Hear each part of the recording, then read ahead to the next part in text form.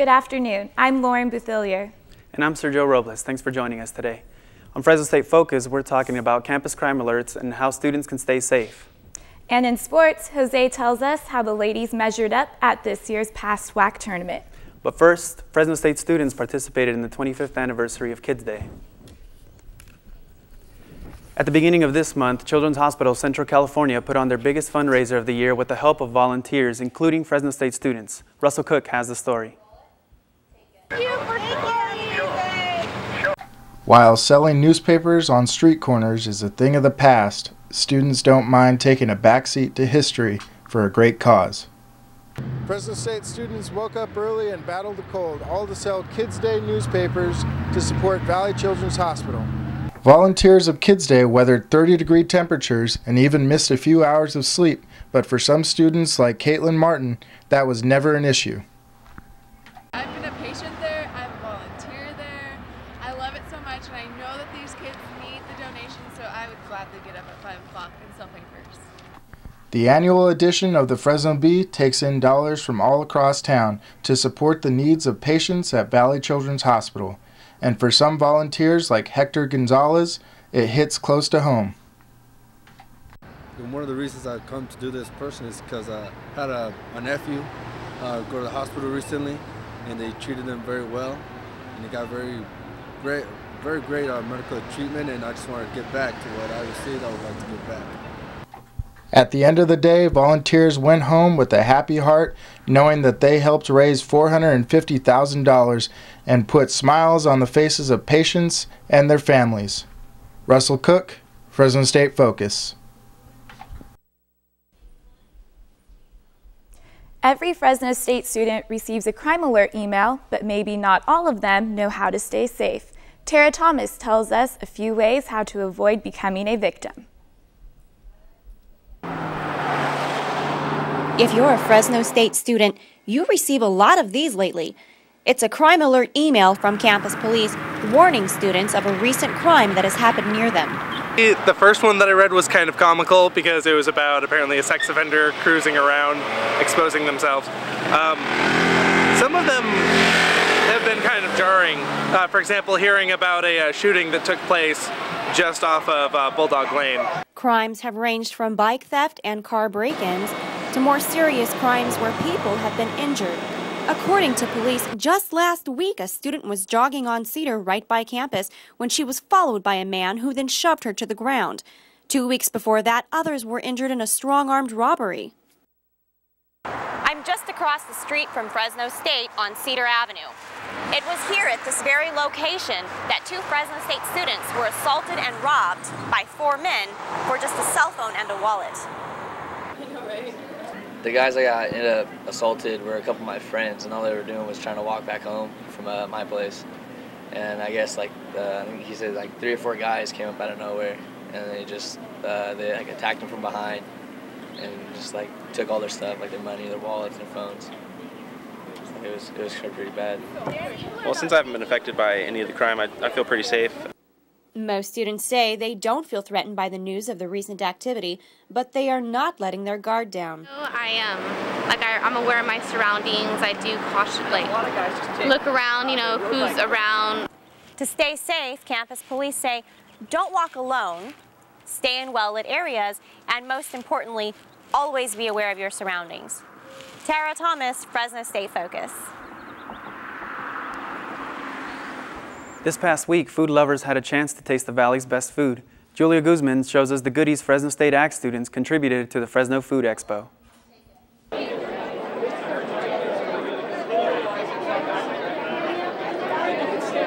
There are many major companies participating in the Food Expo this year, one of them being Fresno State. The second annual Food Expo took place at the Fresno Convention Center. The Food Expo had 84 exhibitors this year. Amy Huerta, local business manager, says it's great having Fresno State students participate. It's really exciting. We'd really like to see Fresno State students involved and be very engaged in the food and ag industry because it is our largest industry in the region. So we'd love to see a lot of students get really excited about what we do best here in the San Joaquin Valley. The Food Expo had a lot of food for the public to sample. Fresno State's booth offered ice cream and chocolate bars. Dennis Miller, member of the community, says it's great for Fresno students to get involved. Outstanding opportunity for the students to participate and learn more about what's going on in the outside world. Genius Smith, Fresno State student, says the community has responded very well. People seem really excited because a lot of people here are Fresno State alumni, or they've heard of the Fresno State ice cream or the corn or the wine. So people are really excited to talk to us and see community faces representing the school. After seeing everyone stop by at the Fresno State booth for some ice cream, I decided to give it a try myself. It's really good. Julia Guzman, Fresno State Focus. Many students at Fresno State don't know that there's a place right here on campus where they can wear their creativity on their sleeve. Morgan Dixon has more. From t-shirts to hoodies, students wear their Bulldog pride every day. Most clothing like this can be found at the Kennel Bookstore, but fortunately for those students who want something new, they can create their own designs here at Dog Prints. Located downstairs in the USU, Dog Prints specializes in screen printing and embroidery. Owners Kenneth Bork and Nicholas Brusolari opened Dog Prints in August 2011.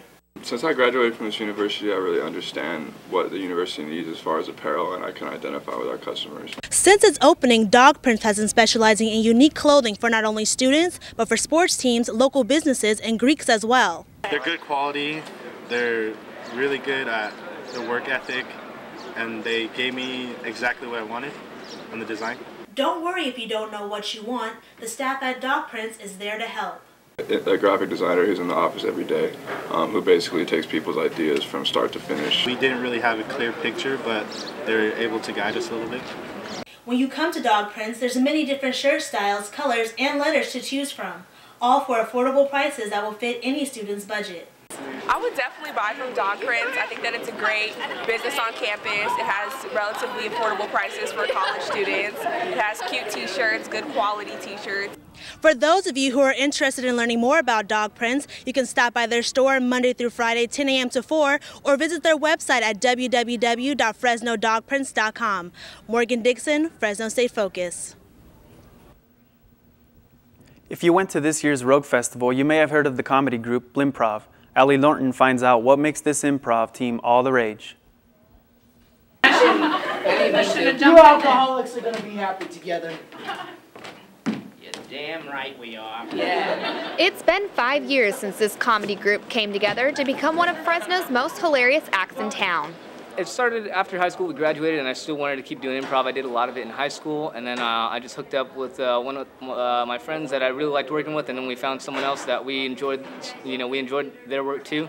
So we pretty much created like an all-star team of improvisers that we liked. The group sold out all 4 shows at the Rogue Festival and even had to turn down more than 70 people on Saturday night after the Tower Lounge hit capacity. With so much interest in the group, some may wonder what it is that makes this trio such a hit. I'm trying to be as true as I can to my character and to my scene partner, and then we take that to a level of comedy, which is to a level of slight ridiculousness, to raise the stakes so high that it becomes comical. But we believe that it's buried in truth, it's buried in honesty, where the comedy comes from. Marcos Hammer agrees, but says there is one more reason that brings people back for more. I would say relationships, like just keeping good relationships. I mean, that's what you have to do in life with a girlfriend or a boyfriend. So I think of them as my boyfriends in a weird way. If you didn't get a chance to see the Blimpprov improv comedy troupe, you're still in luck. The group will be performing again on March 31st. You can log on to their website, www.blimpprov.com. to find out all their future events. You can also follow them on Facebook and Twitter. Allie Norton, Fresno State Focus. And no one understands what I'm saying. Another way Fresno State played a significant role in the Rogue Festival, Kirby Schnorr shows us some of the other ways the Bulldogs made a big showing.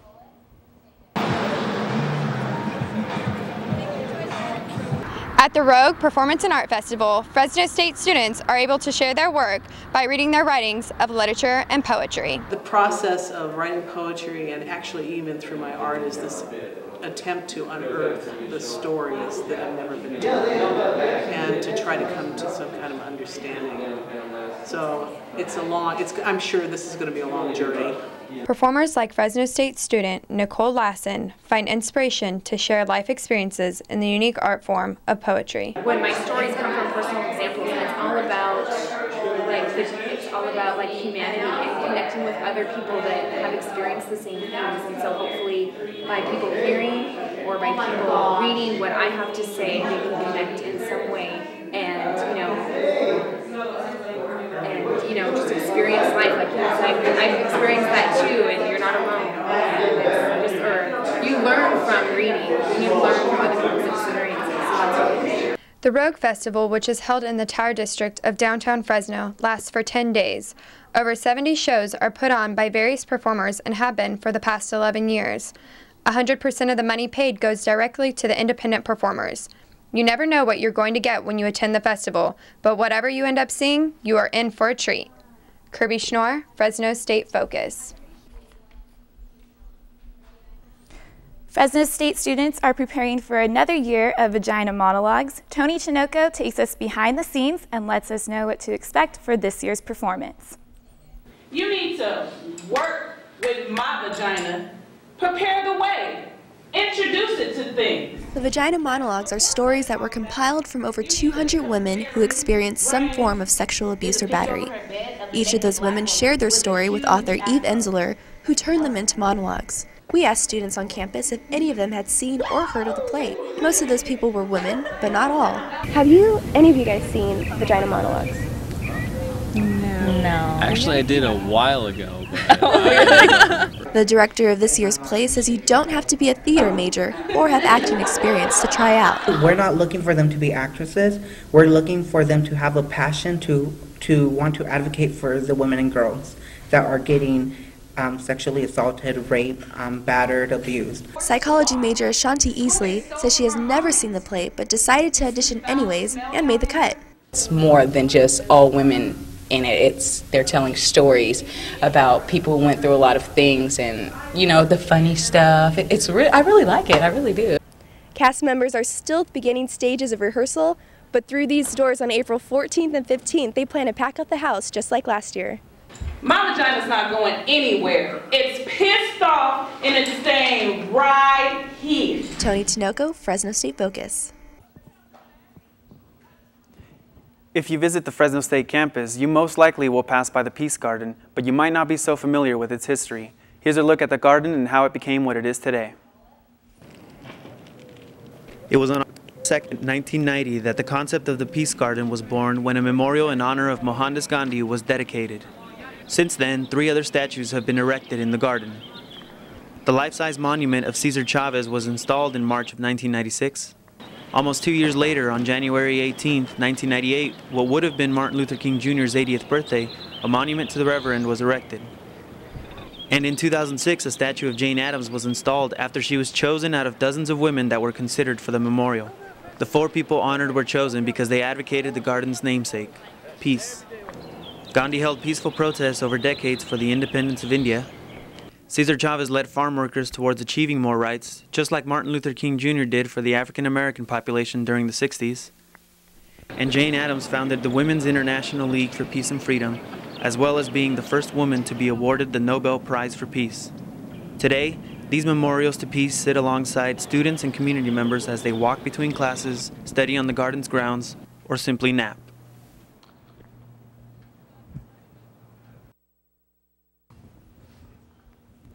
Joining us today is the co-founder of the Fresno Center for Nonviolence, Professor Emeritus Sudarshan Kapoor. Hello, Professor. Thank you very much for having me. Professor, why did the idea of a peace garden come out? Well, the short answer to that big question is that everybody loves peace, everybody wants peace, and everybody wants to experience peace. So this was our way of providing an opportunity to our students, faculty and staff on this very campus so that students can come together at a place and have a peaceful dialogue and have some reflection and learn from each other how to live peacefully on this planet. How long was the Peace Garden being considered before it finally got built? Well, the Peace Garden concept came soon after Gandhi's memorial was dedicated. That was in on October 2nd in 1990, when Mahatma Gandhi's grandson came and he kind of performed the ceremony. And soon after, some of us who were teaching classes in human rights, social justice, peace and nonviolence got together, and we thought that we need to move on and do something beyond Gandhi's statue actually. So this created an atmosphere, and a lot of students got also involved actually in the whole movement. So now we have 4 memorials. So Peace Garden is not only the landmark on this campus, but it has also become the soul of the campus. Thank you. That was Professor Emeritus Sudarshan Kapoor. And coming up, Jose tells us how the women's basketball team did this past weekend. Thanks, Sergio. The Lady Dogs headed into this past weekend's matchup against a familiar foe. We'll see how they did next on sports. Health, beauty, glamour, serenity, our bond, pure, safe, beneficial.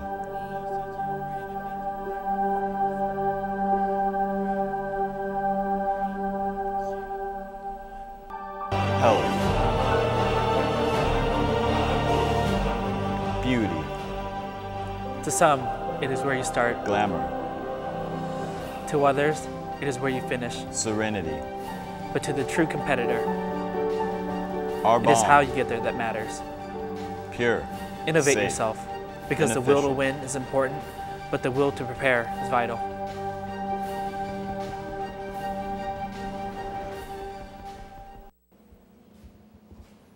When the lady basketball team headed into their past weekend's matchup against Louisiana Tech, they probably thought they were in for a dogfight.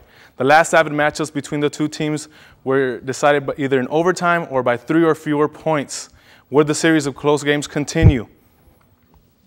We start off in the first half where the Dogs already built an 18-point lead, and it's Kiki Moore with the steal. She pushes it up ahead to Madison Parrish, who finishes with the layup.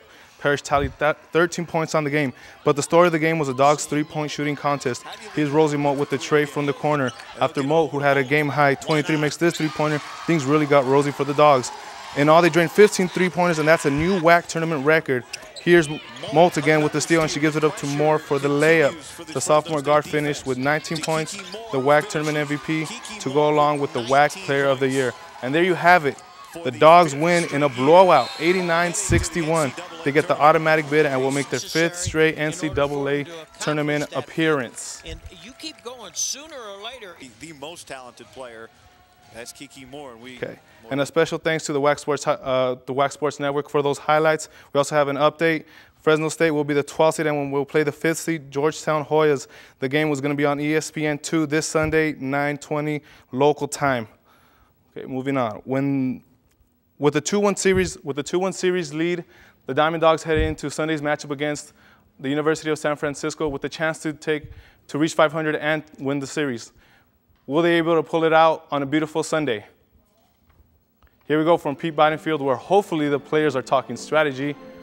We start off in the 7th, where San Francisco already has 2 on, and the senior Adam Clear hits this one off Tyler Garrison. The run broke a 1-1 tied game, giving the series lead to USF. But then it's Mariscal here to get the runner out and end the inning. But it's San Francisco who runs away with a 6-1 victory, and the Dogs fall to 7-9 on the year. Okay. All right, and with us today we have one of the best sports anchors. Not only is he one of the best, but he's also a former Bulldog. George Takata, the 15-year vet from 47, joins us to talk today a little bit about the life of a sports reporter. George, thanks for coming on. Appreciate it. How's it going, Jose? Thanks for having me, man. All right, first question, let's get right to it. How did Fresno State personally prepare you for a successful career in sports broadcasting? Well, it's a lot different now than it was back then. I graduated in 1997, and we didn't have this kind of modern equipment and things like that. Not a lot of classes were offered as much as there is now, but it did get me prepared. I mean, I got an internship through here, actually through City College, and then I went on through Fresno State and did more interning, and it did get me prepared big time. I worked at Channel 24, and it's funny, I see the desk that when I worked at Channel 24, you guys use it for your news set now, so it's kind of funny. It takes me back a little bit, but it did prepare me really well. I got the degree, and it got me to where I am today. Okay, and why is it that you chose the career that you did? What do you love about the business? Well, I knew I wasn't good enough to play sports professionally, even collegially, barely on the high school level. So I always, had the gift of gab. So I thought to myself, why not just talk about it? So that's how I got to doing it, and hopefully the viewers that watch me appreciate what we do. All right, and you said you didn't have this, a lot of this whole setup when you first started. What if, but what are the skills you think some of the students can, learn here and they should have when they go into the field? Well, I mean, this is a great base for what you can see when you get into the business. I mean, the TV news, you have the set here, you have 2 sets. I mean, for you and then for the news crew over there, you're out doing packages, you're out doing all sorts of great stuff. So this is a great, a base to do things and get you started in your career for sure. All right, well, that's George Takata from Channel 47. A special thanks for him for coming out and joining us today. No problem. All right. Well, Fresno has always had loyal fans, but just how loyal are they? Coming up, Siobhan tells us how more longtime fans are following the softball team.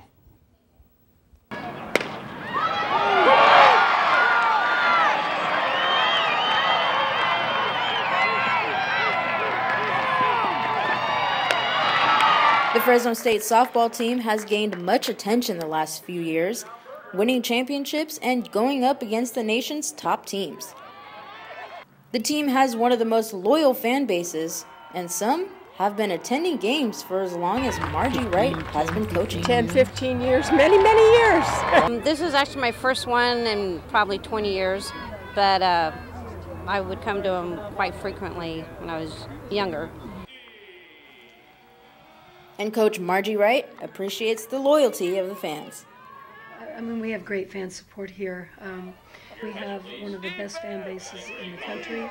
The team has many fans in Fresno, but they're also well known across the nation. I've known about Fresno State for a number of years, growing up on the West Coast and coaching on the West Coast, coaching travel teams on the West Coast. So I was very familiar with Fresno State. Why so many loyal fans? Because it's fun. I just like the enthusiasm of the women, and just because it's a women's sport. More action, it's a lot of small balls. Balls always put in play. As long as the softball team keeps playing, fans will keep supporting, hopefully for many more years. Siobhan Furrow, Fresno State Focus. Thanks, Siobhan, for that. Coming up next, Lauren finds out which colleges on campus are helping find a cure. We'll be right back after this. Tired of being called a stinky old man? If so, you need Young Spice, the deodorant that refreshes and rejuvenates the inner and outer you. Are you feeling too old to get hot girls to go out on dates with you? Well, spice up your swag and confidence with Young Spice. Young Spice leaves you feeling and smelling like the spicy young you that you really are. Women will be begging you for that spicy heaven. So Young Spice it.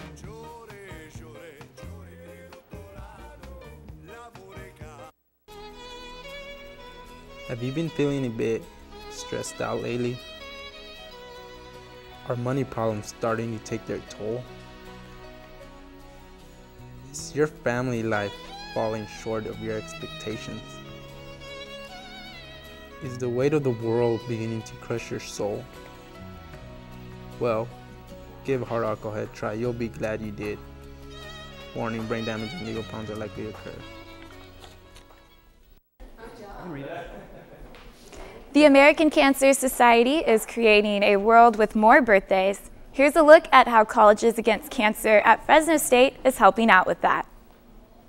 The American Cancer Society being the official sponsor of birthdays and spending more than $3.5 billion on cancer research over the years, people are celebrating more and more birthdays every day.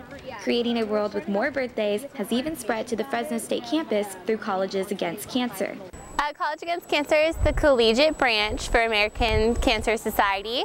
We put together and get involved with fun activities and events on campus. According to the American Cancer Society, cancer is the second most common cause of death in the U.S. Cancer affects everyone. It doesn't discriminate. So I think a lot of students on the Fresno State campus have been personally touched by cancer. So I think that's what really helps tie in our involvement from students into Colleges Against Cancer.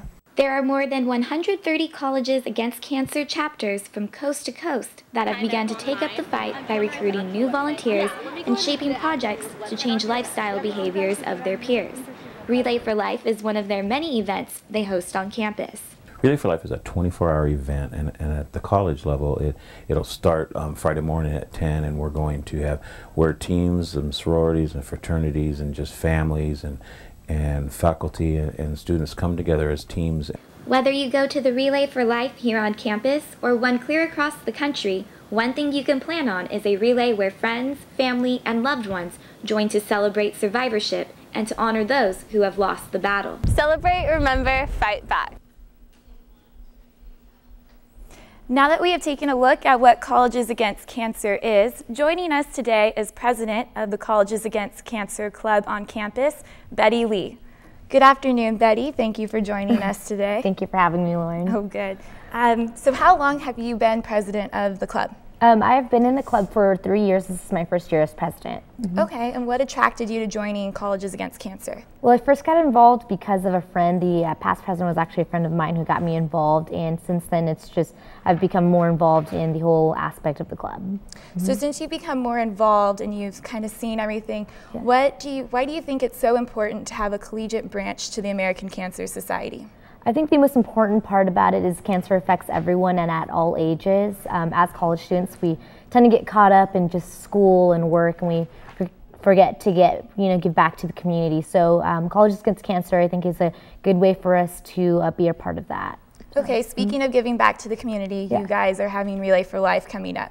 Tell me a little bit about Relay for Life. Relay for Life is a 24-hour event. We bring together survivors of cancer, people who are currently fighting cancer, and also caregivers.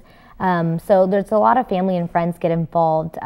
This year, this is going to be our third year on the Fresno State campus, and so we'd love for more students to get involved with that also. Okay, and how could they get involved? You can go to Facebook and like us on Facebook. You can get more information that way. It's Colleges Against Cancer Fresno State, or you can go to www.relayforlife.org/Cal State Fresno CA.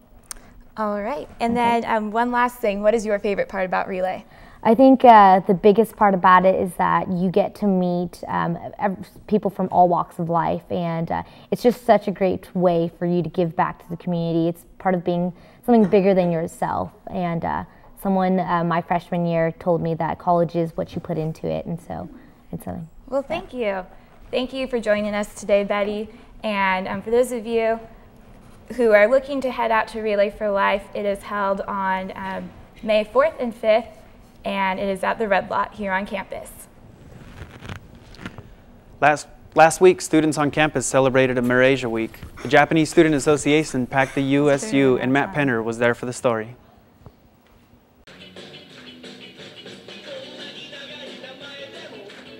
Mirage A Week is a week-long event that takes place once a year here at Fresno State.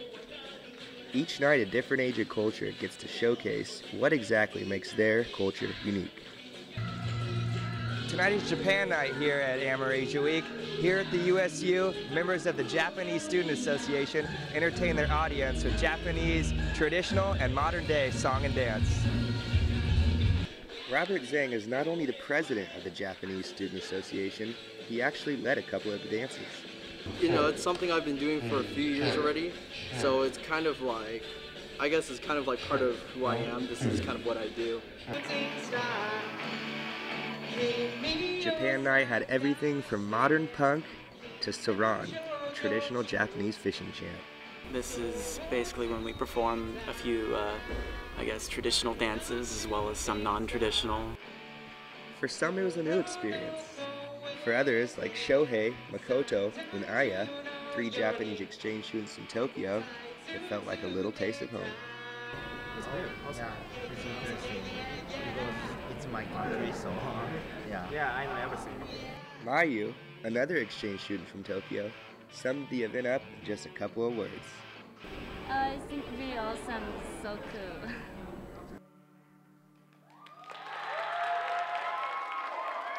Matt Pinner, Fresno State Focus.